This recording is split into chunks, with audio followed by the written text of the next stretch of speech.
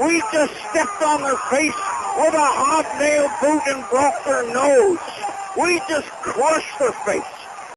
What's up, guys? Welcome back to the Glory UGA podcast, where today on the show, I'm going to turn the spotlight on a guy who's been making plays all spring long, but apparently had another big day over the weekend during Georgia's first official scrimmage of the spring. So we'll get to that here in just a moment. But first, quickly, if you're a diehard Georgia fan, you're going to want to go ahead and do yourself a favor if you haven't already and subscribe to this channel right now so you get all of our great content uploaded directly to your YouTube feed, notifications, all that good stuff. So subscribe, like, comment, and definitely check out the Glory UGA podcast for full episodes of our pod wherever you get your podcasts, Apple, Spotify. I've got a whole lot more coverage of Georgia football, Georgia baseball, Georgia basketball, Georgia everything out there for you guys. So make sure to check that out. But all right, let's get to today's show. And yes, the first official scrimmage of the spring is now in the books.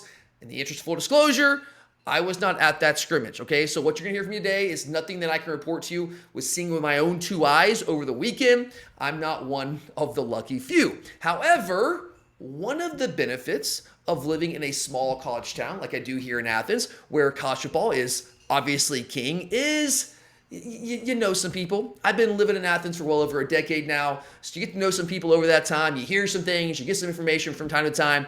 So I do have a little bit of information to share with you guys coming out of this spring scrimmage over the weekend, and I want to share that with you. But today on this episode here on YouTube, I'm going to focus on one player specifically on the offensive side of the ball that has been making plays all spring long, but that trend seemingly continues to accelerate with each and every practice. So we're going to focus on him today. And if you want more notes coming out of the spring scrimmage, make sure to check out, again, the full episodes of our podcast wherever you get your podcast. All right, let's go back. Let's rewind the clock here a couple of months. Let's go back to the 2024 season, okay?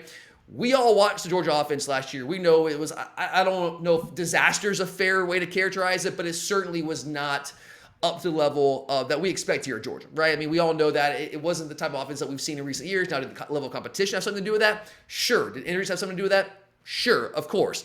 But regardless of what the reason was, we know that our offensive production declined pretty significantly across the board. And I know Mike Bobo, for understandable reasons, has borne a lot of that criticism.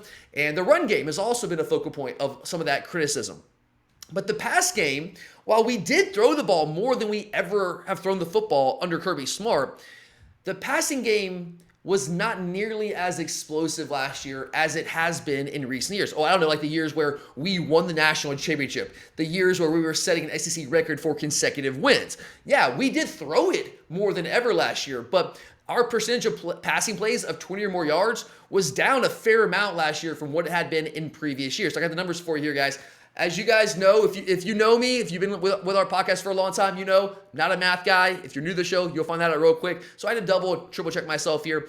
But according to my calculations, and y'all can go behind me and double check me on this, but we threw the ball 513 times last year, about 457 times a year ago in 2023, and then 492 back in 2022. It was our second consecutive national championship. So we, again, threw the ball more than we have ever under Kirby Smart last year.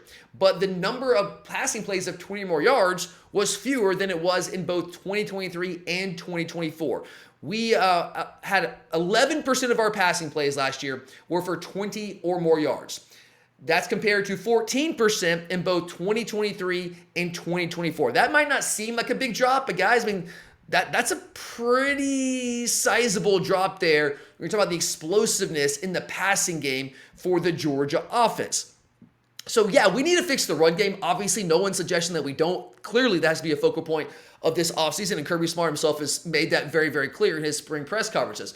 But we also, along with fixing the run game, getting that back on track, we need to find that extra gear in the passing game to complement, hopefully, a run game that gets back to being a Georgia football run game. Because, guys, that's what Kirby Smart Georgia offenses were built on. I mean, go back to even like the first years. I know 2016 was, that was a transition year, but 2017 especially with the freshman quarterback and Jake Fromm, and 2018, 2019, 2021 also with Stetson Bennett, his first full year as a starter. Those offenses, what were they built on? They were built on establishing a physical, downhill rushing attack. Then once you force defenses to commit to stopping that because we're gashing them, then you hit them over the top and you attack downfield, primarily off of play action. We got away from that last year, right? Big part of that was because we couldn't run the football, so play action wasn't as effective, although I would argue play action is always effective even if the run game is not working, because linebackers in particular, they play run first. They might not attack as aggressively if your run game is not super effective, but they're still going to take a step or two towards line of scrimmage. But the offensive passing game just was not nearly as explosive as it needs to be. So, with saying that, now let's get into the good news here.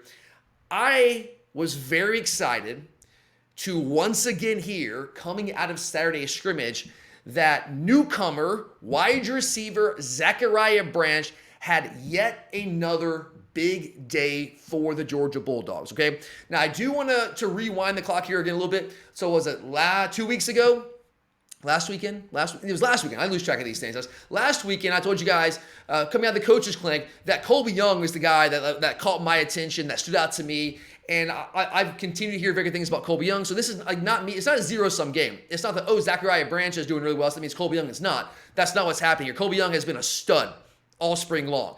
But the guy that I've also heard about all spring long, and it seemingly is accelerating now, is Zachariah Branch. And it makes sense why it's accelerating, guys, because he's getting more comfortable in our system. This is a guy that, yes, he's new to our system, but this is his third year in college. He's not one of the incoming freshmen like C.J. Wiley or Talon Taylor or Landon Roldan, who are incredibly super talented players, but, I mean, their heads are spinning right now, guys. And, yes, they can make plays in isolation. I've seen that. They have done that. But it's an inconsistent thing right now because they're just trying to figure out what to do. And Zachariah Branch was apparently dealing with some of that early in the spring, but he's also a guy that has a couple of years under his belt at the college football level. So reading defenses, understanding like how to play out the leverage of a DB, those kind of things. Like he's just further along than most of those young guys. But still, you got new terminology, new system, new offense, all those things. Took a little bit of time, but his raw talent was apparent like right away. But now, man, like he is really, really, really starting to come on. And that buzz, man, it's been steadily building all spring long.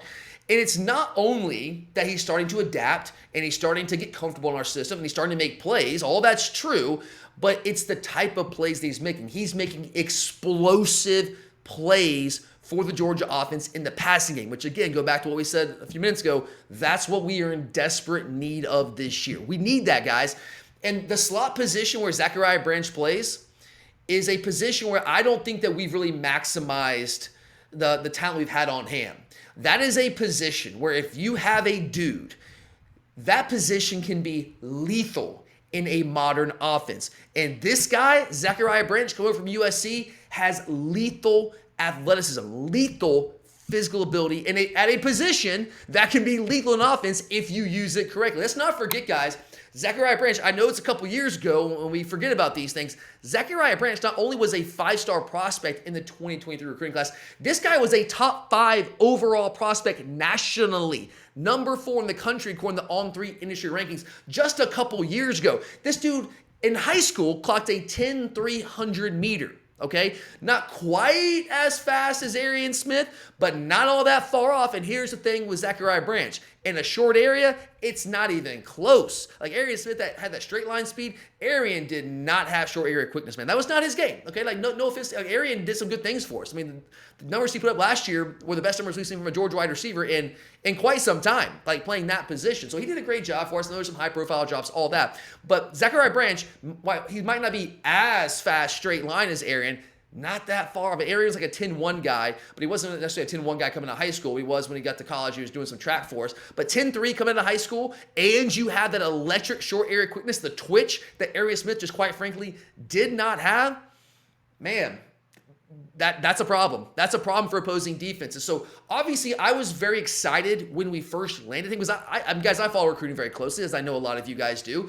And we recruited Zachariah Branch a couple years ago, coming out of Bishop Gorman High School in Nevada, that big high school out there, obviously produced a lot of big-time players, is going to USC. You get it, with our offense. And, the thing was that USC, while he was a 5-star talent, right, just athletically, physical tools, all that, he was a work in progress as a receiver his first 2 years at USC. So while I was very excited to land him with the raw physical tools this guy had, there was some cautious optimism there, right? For two reasons. Again, reason number one, the guy was still learning how to play wide receiver. His numbers at USC didn't scream like monster player, right? Because he had, as a freshman, 31 catches for 320 yards. That was with Caleb Williams. But again, freshman, very much learning how to play that position as a freshman. There's some other guys that were upperclassmen that were ahead of him there. And then last year, Caleb Williams moves on. You got Miller Moss. Corporate situation wasn't ideal. He was better. He was certainly more improved. He was more of a focal point in their offense, but still only managed 47 catches for 503 yards. Doesn't scream like explosive playmaker, right? But again, context there. So that's part of it. Like, he's a guy that's still learning how to play the wide receiver position. So there was some cautious optimism on my part there. And the other part is a Georgia thing, right? You look at our offense from a year ago, and we had a guy in Dominic Lovett that I've said many times, I'll say it again here right now, that I felt that we woefully misutilized, in my opinion, in our offense.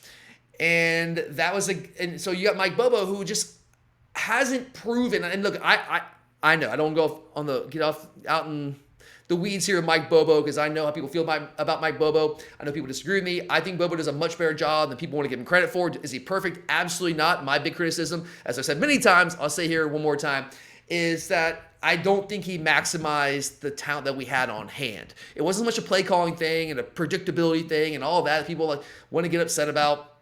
It was more so, we have these guys that do these things really well. Why are we not using them in that way? Like Benjamin Rosick, Dominic Lovett are prime examples. I think they had a lot more to give us last year than they gave us.